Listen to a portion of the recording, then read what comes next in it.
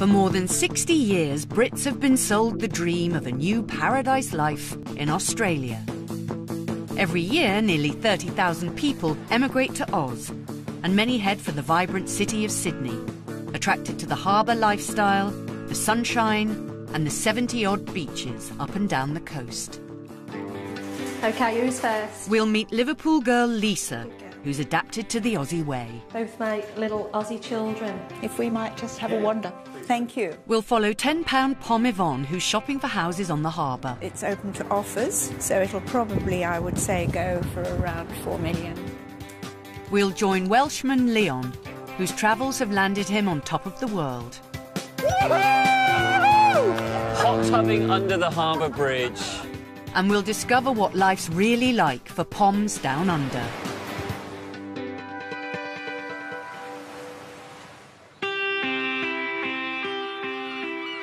Australia was discovered nearly 250 years ago, and since then has developed into a land of opportunity for those seeking fun and adventure. Backpacker Leon arrived 12 years ago. He's now got one of the most sought-after tour guide jobs in Australia. Come rain or shine, Welshman Leon guides over 40 people a day. There you go then. Widest long-span bridge in the world in the Guinness Book of Records.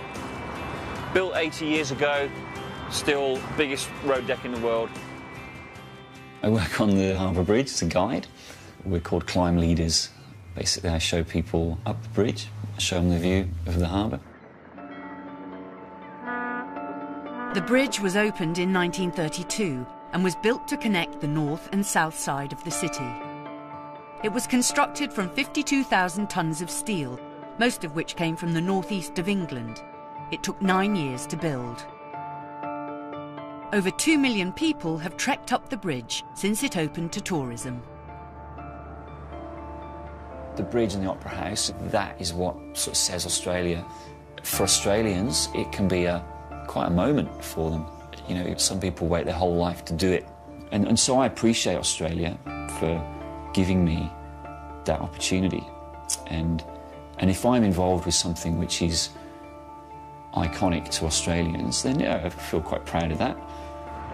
The Sydney Harbour Bridge, which Leon climbs twice a day, has one of the best views in New South Wales. But it's the old South Wales that Leon would like to see more of. I've got friends who can afford to go home more than I can, and I sometimes get a bit jealous. I try not to, but once every 5 years is about all I can sort of do.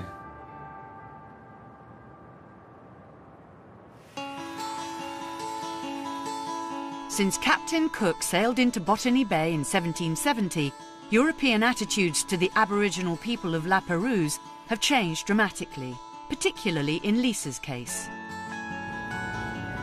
I guess coming from Liverpool, I didn't have any attitude or behaviour towards Aboriginal people where I think some people in Australia may have.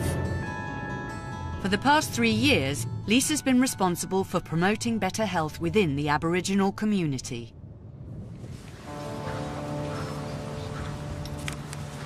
Hello, how are you going? 8 days to the event, it's a week tomorrow. So just doing a last-minute letterbox drop just to remind people to come along.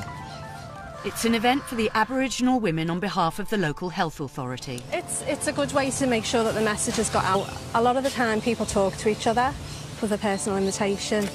You know, they know that they're being included. There are 46,000 Aboriginals in Australia, and the largest community live in New South Wales. But they are still poorer than the white Australian population, and their life expectancy is lower, on average, by 10 years. Large numbers are dying early from conditions such as diabetes and heart disease. I've got to give you all a leaflet for the Women's Health event. It's next Wednesday if you want to come along to it, and there's a jewellery making workshop on in the afternoon. And after 3 years, Lisa has built up some friendships. Hello, is Auntie Norma still here? 79-year-old Auntie Norma is directly related to the Aboriginals who met Captain Cook when he first landed in Australia. We're the ones. The Bijical people when Captain Cook sailed into Botany Bay. Oh, look at that. Look at that. That's amazing. There's my father on that side, see the little man?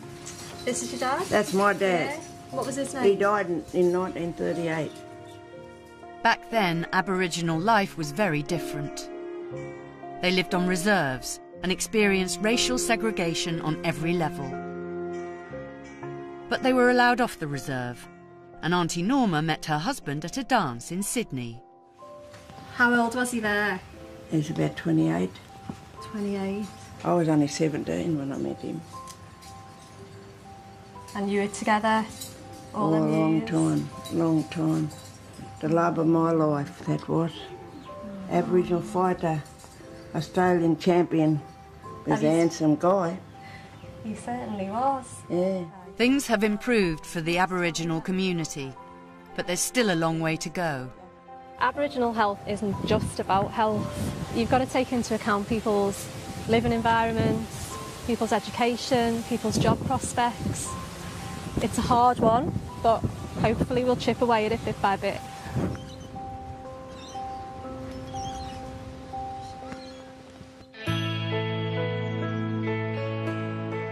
Only 40 minutes from central Sydney are the beautiful northern beaches of Summer Bay and Palm Beach.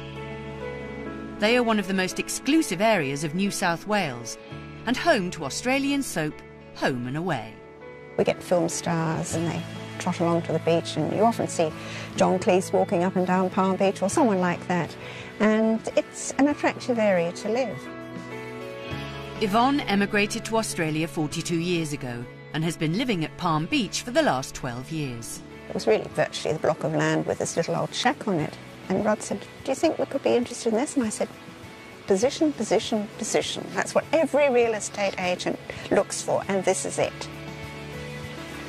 So we can launch a boat off here, and there's always fish out here. We can see them jumping, and we actually get dolphins here, which is absolutely beautiful when they come. There's usually a pod of about 16 or 20, and they swim and frolic off here. Yvonne bought the land 25 years ago for £500,000, and now their property is worth £6 million. Not bad for a £10 pom.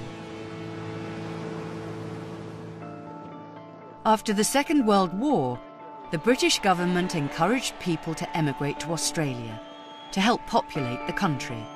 As an incentive, the fare was just £10. Yvonne married her Australian husband Rod, and not only built up a family, they also built up a successful real estate agency. When I first arrived, I thought, oh, I'll probably go back in a few years, although I had met my husband. We weren't married then. And we did go back every couple of years because, of course, my family was there. And it was lovely to go back. But once I got on that plane coming back to Australia, I knew I was really coming home because this lifestyle is fantastic. You cannot beat it. But now they want to give it up and move back to the city, where property prices have risen by 20% in the last 2 years. We just think it'd be nice to have a base down on the harbour again, where we can lock it up, go overseas without having a pool to look after and knowing that there's a boat shed that could be vulnerable and things like that. We will miss it. Yes, we will. Don't tell our children. They all love it too, but no. They'll be very sad if we do sell it, But it's, one moves on. And we'll find a waterfront on Sydney Harbour, so it'll be just as good.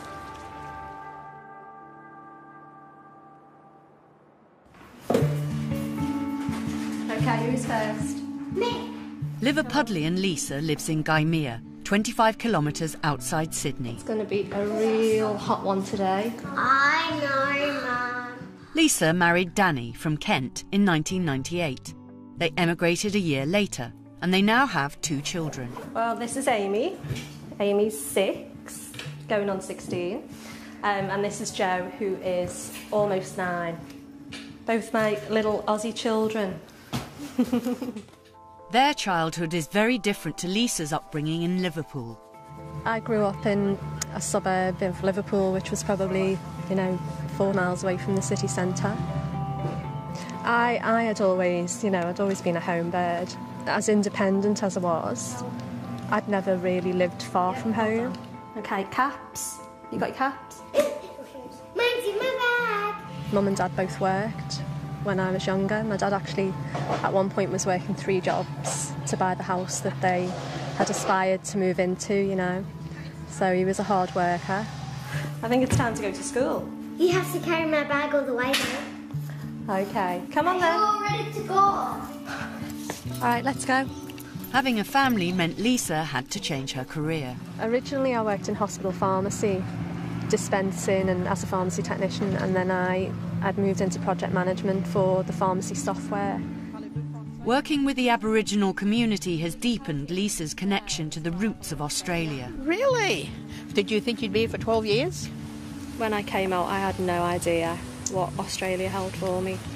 I would say that my job in the UK and the job that I do now are just completely different. You know, there's no comparison.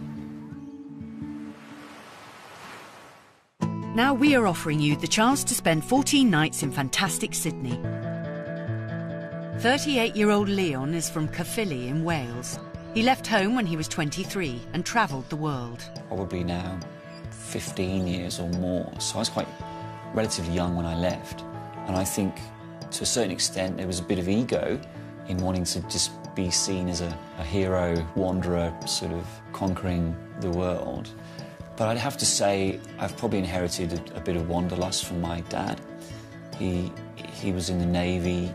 He travelled the world sort of many times over before he was even sort of reached 30.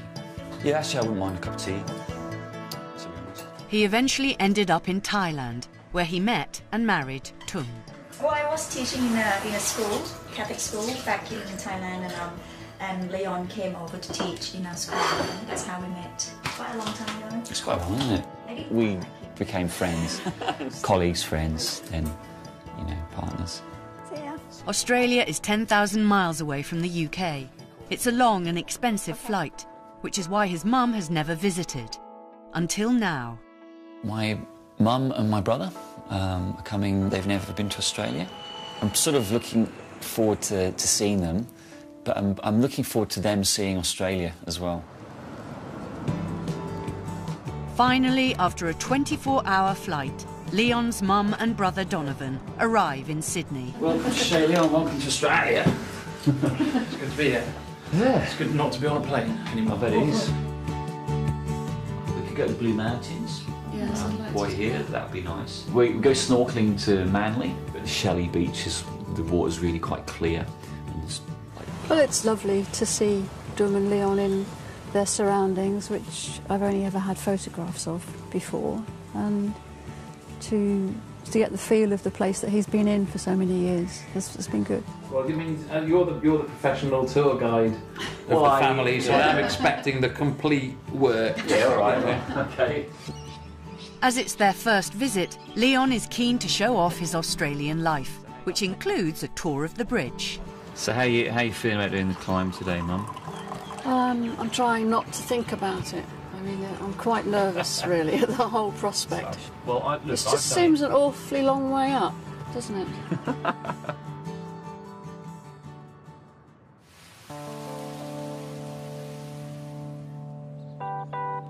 It's the day of Lisa's health event for the Aboriginal community of La Perouse.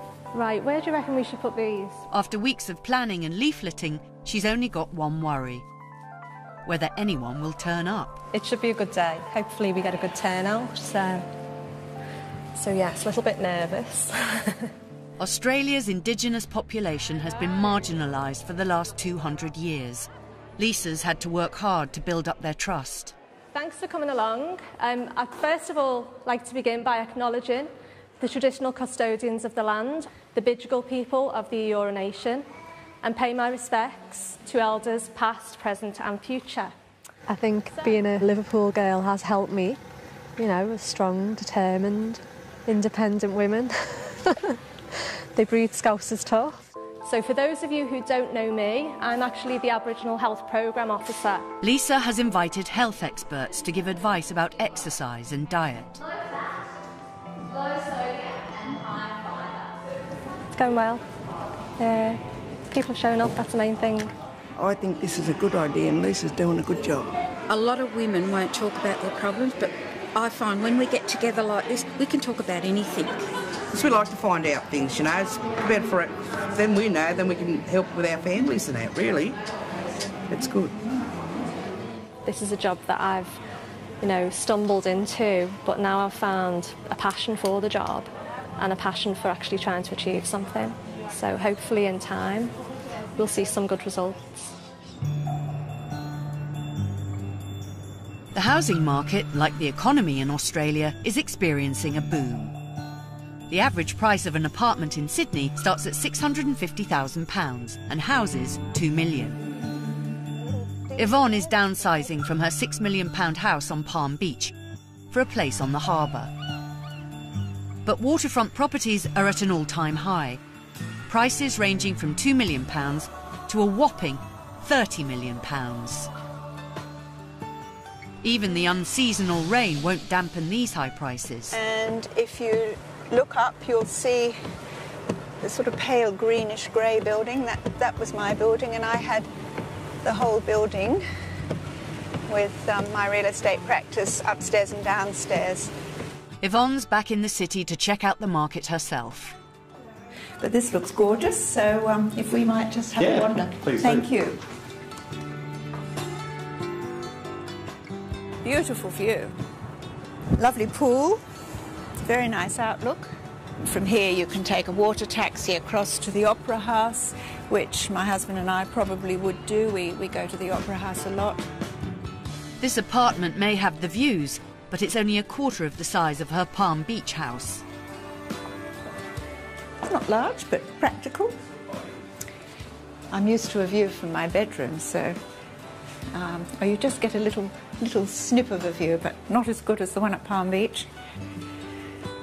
Tiny bathroom, and that would be enough wardrobe space for my husband, but not for me. So we need more wardrobe space. The bedrooms are small, but look, it's very nice. It's very pleasant. It's open to offers, so it'll probably, I would say, go for around 4 million, maybe a little bit more than that. At the current conversion rate, that comes to a staggering £2.5 million. But for some, that £2.5 million view comes cheaper, especially if you're a tour guide on the Sydney Harbour Bridge. If we're all ready to go, what we'll do, I'll just put my... In the last 5 years, Leon's taken thousands of tourists up the Harbour Bridge. But today is special. He's about to give his mum and brother the climb of their lives. OK, mind your step. Hang on to the handrails. It's an experience of a lifetime, navigating the 700 steps up to the summit.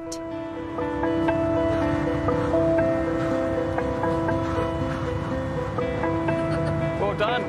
I mean, I knew it would probably be quite scary if you didn't have a good head for heights, but now I'm actually on it. It's a big structure. As a mother, you'd like to see more of your children, and it makes me feel slightly sad for myself. But that's just the price you pay for the fact that this country, beautiful though it is so many thousands of miles from the UK. Fabulous view. Yeah, welcome to the top. And give us a hug, Mum. So I knew you'd make it. Well done. Well, I didn't have any choice. And one! Hot tubbing under the Harbour Bridge. Put your arm really high though, Leon, so you get the Opera House. OK, ready, 1, 2, and wave. That's good. Yeah, good. Yeah? I feel sad and a bit guilty sometimes. Not enough to make me go home, though.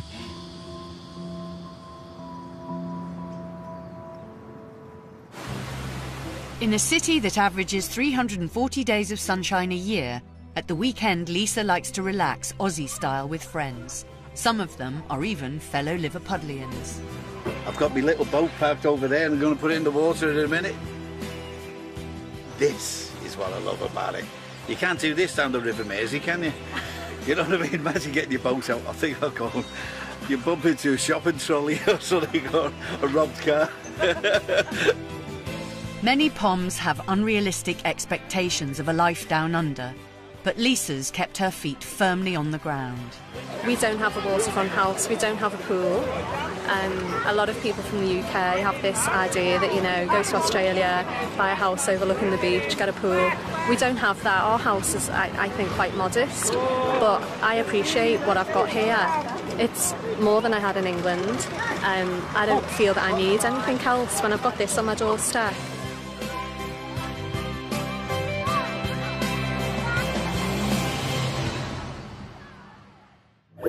Next time, chest against the glass, we join Adam on the police front line in the Sydney suburbs.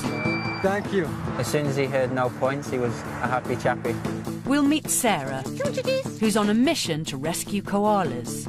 Just down here there's a sign and it tells you how many kangaroos and koalas have been killed this year. And it's the end of an era for Jessie and Sarah as they swap their surfboards for a baby buggy. I just want to catch him, cuddle him all the time. I know you do.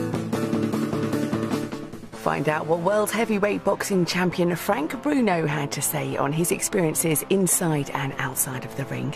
Piers Morgan's Life Stories is at 9. We're back to Coronation Street next.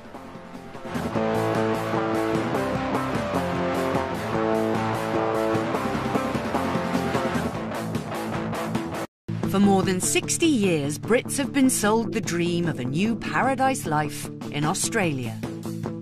Every year, nearly 30,000 people emigrate to Oz, and many head for the vibrant city of Sydney, attracted to the harbour lifestyle, the sunshine, and the 70-odd beaches up and down the coast. OK, who's first? We'll meet Liverpool girl Lisa, who's adapted to the Aussie way. Both my little Aussie children. If we might just have a wander. Thank you. We'll follow £10 Pom Yvonne, who's shopping for houses on the harbour. It's open to offers, so it'll probably, I would say, go for around 4 million. We'll join Welshman Leon, whose travels have landed him on top of the world. Hot tubbing under the harbour bridge. And we'll discover what life's really like for Poms down under.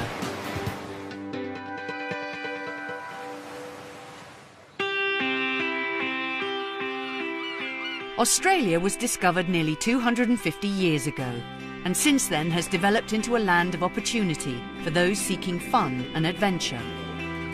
Backpacker Leon arrived 12 years ago. He's now got one of the most sought-after tour guide jobs in Australia. Come rain or shine, Welshman Leon guides over 40 people a day. There you go then. Widest long-span bridge in the world in the Guinness Book of Records. Built 80 years ago. Still biggest road deck in the world. I work on the harbour bridge as a guide. We're called climb leaders. Basically, I show people up the bridge, show them the view of the harbour. The bridge was opened in 1932 and was built to connect the north and south side of the city. It was constructed from 52,000 tonnes of steel, most of which came from the northeast of England. It took 9 years to build. Over 2 million people have trekked up the bridge since it opened to tourism.